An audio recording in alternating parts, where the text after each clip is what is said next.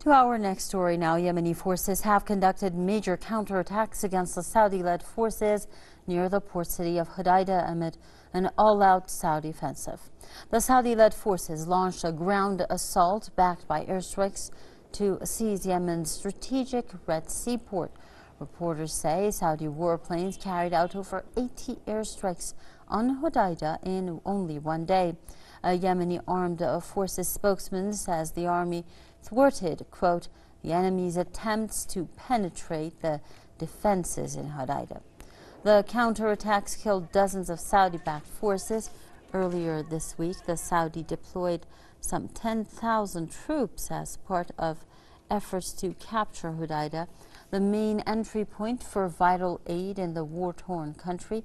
The Saudi war has killed nearly 15,000 Yemenis, most of them civilians, since 2015. To discuss that more, we are joined by Riyadh Karim, Director of Veritas Center for Strategic Studies, joining us live from London.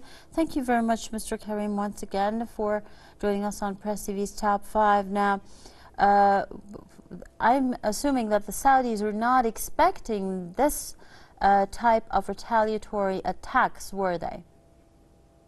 No, they certainly weren't. And the latest reports that we're having is that the Houthis also fired one of their missiles on Saudi positions outside of Hudaydah, and that has actually caused quite a bit of damage as well. But 80 attacks on, I had said this day before yesterday in my interview with Press TV that the Saudis want Hudaydah by hook or by crook. And they're going to do anything and everything within their power to get that seaport, because they do not have any stronghold in that area. And so in northern Yemen, they do not have any kind of stronghold. So it is very important for them to have a stronghold where to work from, because then they can get to Bab al-Mandab that way. And the worst part is that I think the coalition